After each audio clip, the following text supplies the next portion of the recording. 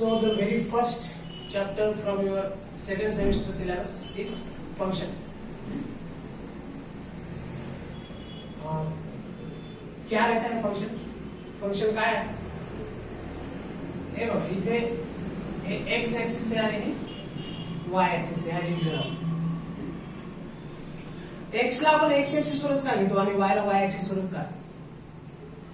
त्याचं कारण जी संख्या किंवा जे व्हेरिएबल अगोदर बदलते अगोदर चेंज होते त्याला काय घेतो आपण एक्स ऍक्सिस वर घेतो. त्याला आपण म्हणतो इंडिपेंडंट व्हेरिएबल.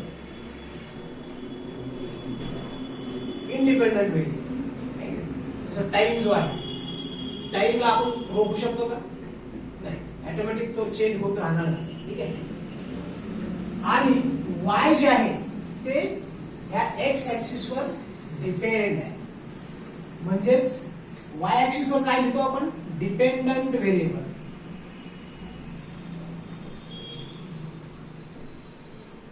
वाय ऍक्सिस वर काय लिहितो?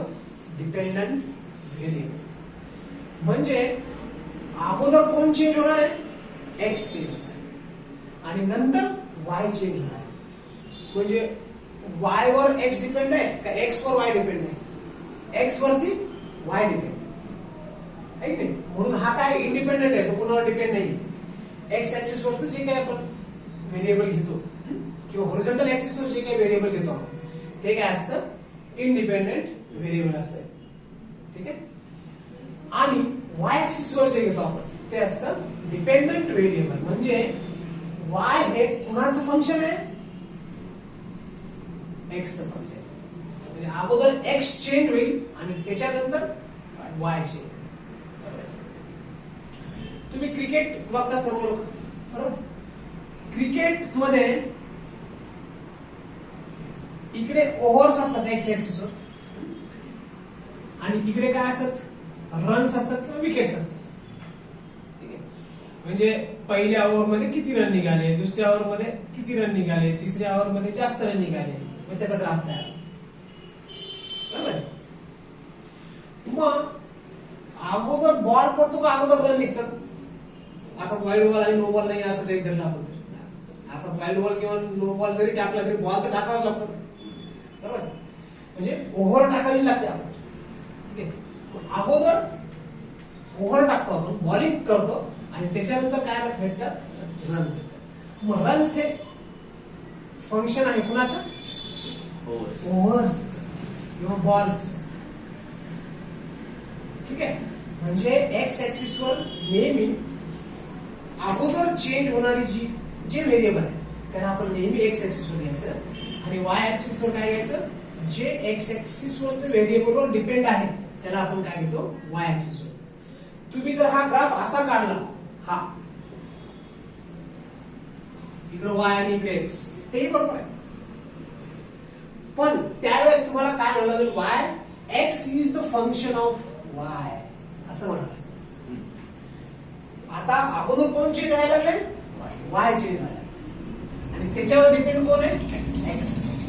इन दॅट केस आपण काय म्हणणार आहे? X is the function of Y. ठीक आहे. तसं over is the sorry run is the function of overs. Run over असं म्हणतो. Run is the function of over. अगोदर ओव्हर चेंज होणार आहे, ओव्हर बॉलिंग पडणार आहे अगोदर, त्याच्यानंतर रन निघणार. त्याच्यात काय? अगोदर एक्स चेंज होणार आहे आणि त्याच्यानंतर वाय चेंज होणार आहे. ह्याच्यामध्ये काय? अगोदर वाय चेंज होणार आहे आणि त्याच्यानंतर एक्स चेंज होणार आहे. इकडे एक्स हा डिपेंडंट आहे, वाय हा इंडिपेंडंट व्हेरिएबल आहे. इकडे एक्स इंडिपेंडंट व्हेरिएबल आहे, वाय डिपेंडंट व्हेरिएबल. इकडे रन डिपेंडंट आहे, डिपेंडंट व्हेरिएबल आहे, ओव्हर काय? इंडिपेंडंट व्हेरिएबल आहे. अगोदर ओव्हर पडणार नंतर रन. अगोदर एक्स चेंज होणार नंतर वाय चेंज होणार. अगोदर वाय चेंज होणार नंतर एक्स चेंज होणार. Getting it? So function. मग आता याच्यामध्ये आपण समजा एखादं तुम्ही मागच्या सेमिस्टरला पाहिले की वाय ह्या लाईनचं इक्वेशन काय? हा जर सी असेल, सी इंटरसेप्ट म्हणजे 0, C वाय जे आहे ते सी आहे. ह्या लाईनचं इक्वेशन काय? y is equal to mx plus ठीक आहे. मग एक्स वाय असा जर ग्राफ काढला आपण याचा, एक्स ची व्हॅल्यू सी समजा 2 आहे, 2 आहे, तर एक्स जर 1 असेल आणि स्लोप जर 1 असेल याचा, ठीक आहे ना, स्लोप 1 आहे, तर एक्स ची व्हॅल्यू जेव्हा 1 आहे आणि सी ची व्हॅल्यू पण 2 आहे, so y is equal to m ची व्हॅल्यू 1, x ची value 1 plus 2, y is equal to त्या, जेव्हा x 2 आहे तेव्हा काय 2 प्लस 2 इज इक्वल टू, जेव्हा x 3 आहे तेव्हा काय y m1 आहे, x 3 आहे, 3 प्लस 2 इज इक्वल टू 5. मग जेव्हा x 1 आहे तेव्हा y 3 आहे, जेव्हा x 2 आहे तेव्हा y 4 आहे, जेव्हा x 3 आहे तेव्हा y 5 आहे. त्याच्यानंतर मग आपण हा ग्राफ प्लॉट केला आणि त्या प्लॉटचं नाव काय किंवा त्या ग्राफचं नाव काय, y is equal to mx plus c, ती एक स्ट्रेट लाईन. ठीक आहे. मग ह्याला नंतर सॉल्व्ह केला आपण, मग त्याच्या वेगवेगळ्या पद्धतीने आपण त्याला सॉल्व्ह केलेले आहेत किंवा स्ट्रेट लाईनचे भरपूर इक्वेशन्स आपण पाहिलेले आहेत. ठीक आहे. सो इथं पण काय y is the function of x, अगोदर x चेंज व्हायला लागले नंतर त्याच्यावर डिपेंड होणे y. ठीक आहे. So there are different types of functions which we are going to deal in this lecture. Let us see. So functions मध्ये types of functions आहेत.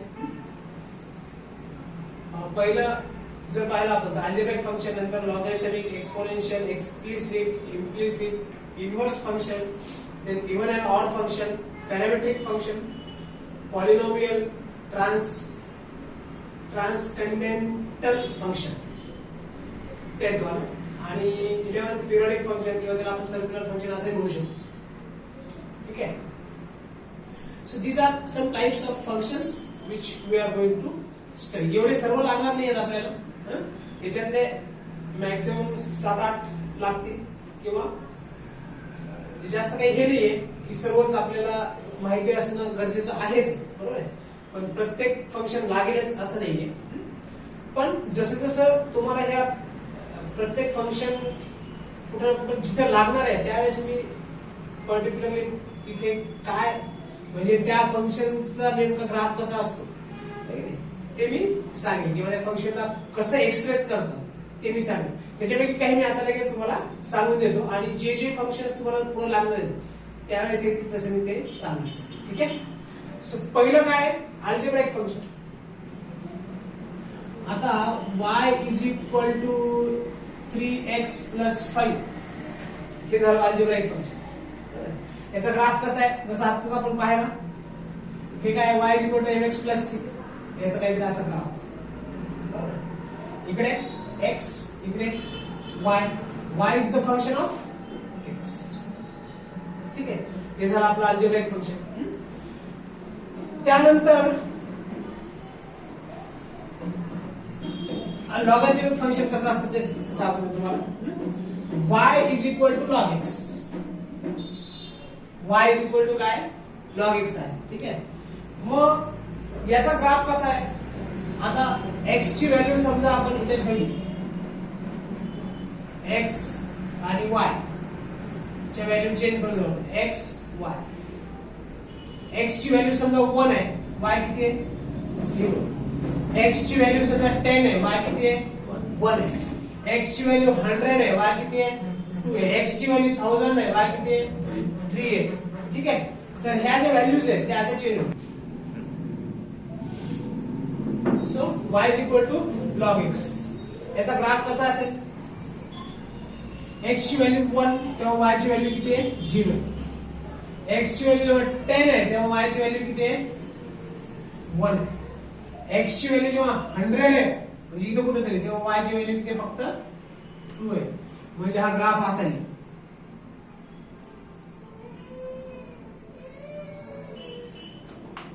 म्हणजे ठीक आहे. मग हा ग्राफ जो आहे तो खूप मोठ्या प्रमाणावर म्हणजे कसा चेंज होतो, नेचर ऑफ द ग्राफ काय नेचर ऑफ द ग्राफ लॉगॅरिथमचा असा ग्राफ असतो. म्हणजे y खूप छोट्या प्रमाणात चेंज होणार आहे आणि x ची व्हॅल्यू ड्रास्टिकली चेंज होणार आहे. खूप मोठ्या प्रमाणात x ची व्हॅल्यू चेंज होणार आहे. ठीक आहे. x बघा किती फास्ट चेंज व्हायला लागले आणि y काय व्हायला लागले खूप कमी प्रमाणात चेंज व्हायला. अशा चेंजला किंवा अशा फंक्शनला काय म्हणतो आपण लॉगॅरिथमिक फंक्शन. हे झालं लॉगॅरिथमिक फंक्शन. मग एक्सपोनेन्शियल फंक्शन कसं असेल?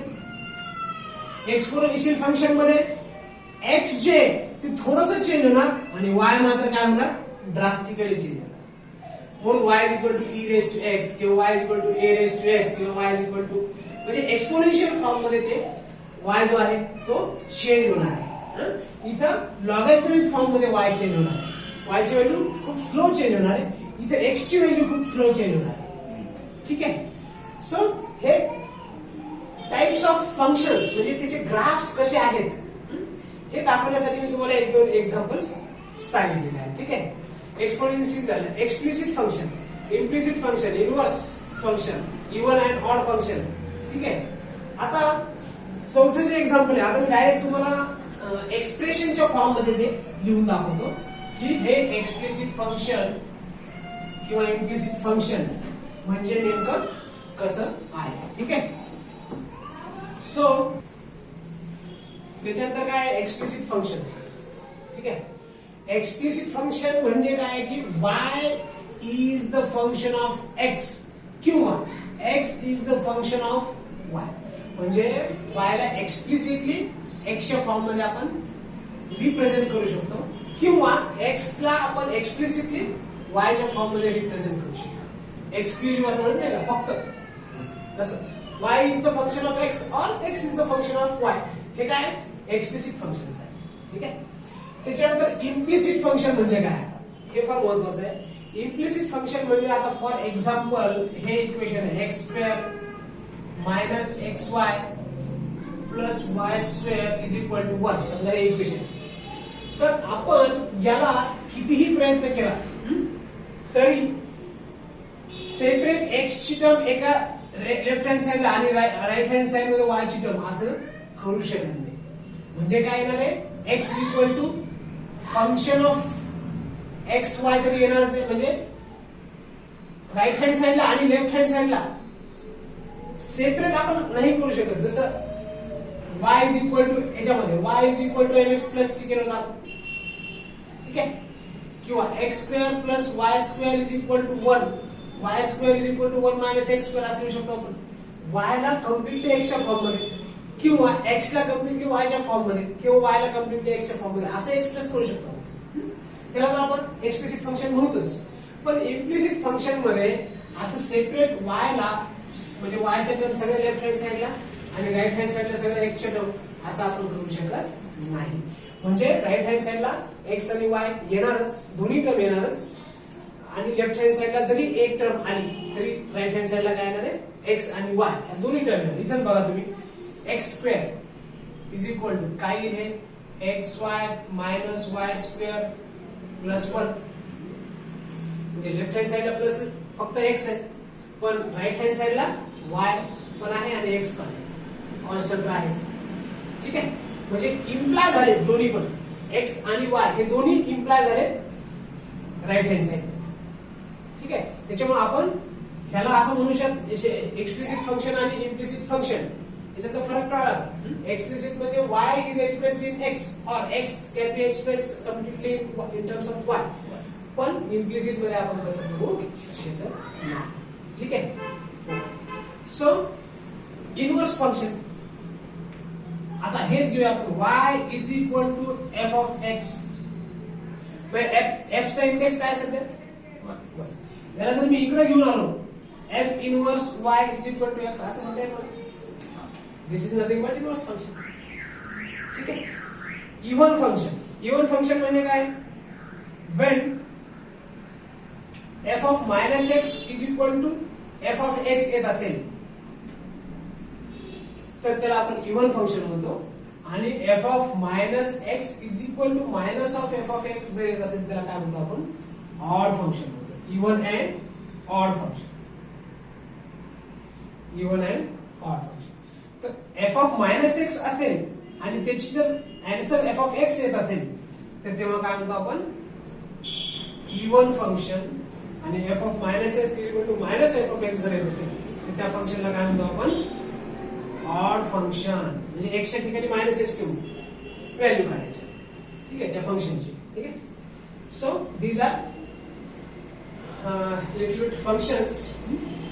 पॅरामेट्रिक फंक्शन म्हणजे काय, त्याच्यानंतर पॉलिनॉमियल म्हणजे काय, ट्रान्सकंडन्स म्हणजे काय, किंवा पिरियडिक फंक्शन. आता सर्क्युलर फंक्शन जे आहे ते पिरियडिक फंक्शन किंवा साइन फंक्शन जे आहे ते तुमचं पिरियडिक फंक्शन आहे, सायनोसायडल आहे की नाही. म्हणजे after particular period same waveform जी ती रिपीट होणार, त्यामुळे त्याला काय म्हटलंय पिरियडिक फंक्शन म्हटलंय.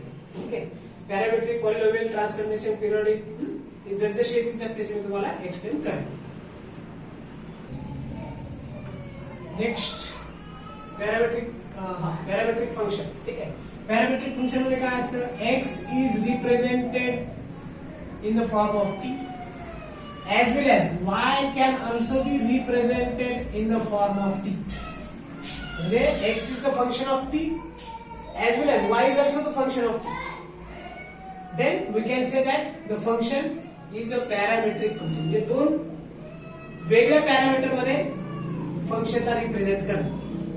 ठीक आहे, त्याला म्हणतो आपण पॅरामेट्रिक फंक्शन. ठीक आहे. आता पॉलिनॉमियल फंक्शन म्हणजे काय की y हे एखाद्या पॉलिनॉमियल, पॉलिनॉमियल म्हणजे जसे इंडेक्स जो आहे, किंवा मी एक्झाम्पल देतो ax² plus bx plus c या फॉर्म मध्ये असतं. ठीक आहे. आपण पाहिलं ना याच्यामध्ये पार्शियल फ्रॅक्शन मध्ये पाहिलं आपण न्यूमरेटर आणि डिनॉमिनेटर मध्ये कधी कधी ax² plus bx plus c असं हे पॉलिनॉमियल येत होतं. आपण डिग्री चेक करत होतो प्रत्येक पॉलिनॉमियलची, न्यूमरेटरची आणि डिनॉमिनेटरच्या पॉलिनॉमियलची डिग्री चेक करून आपण पार्शियल फ्रॅक्शन,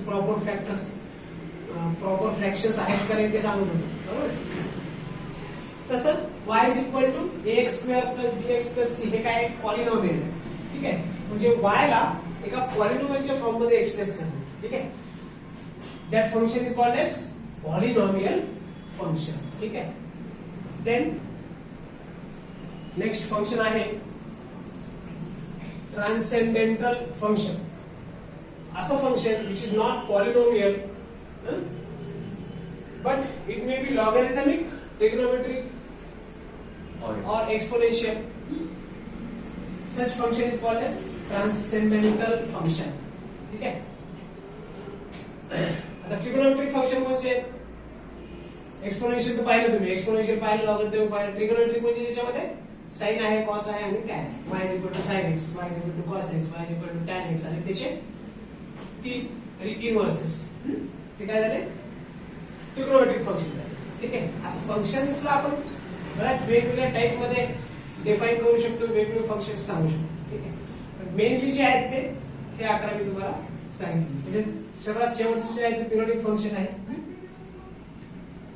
पिरियडिक फंक्शन म्हणजे काय, रिपीट्स after certain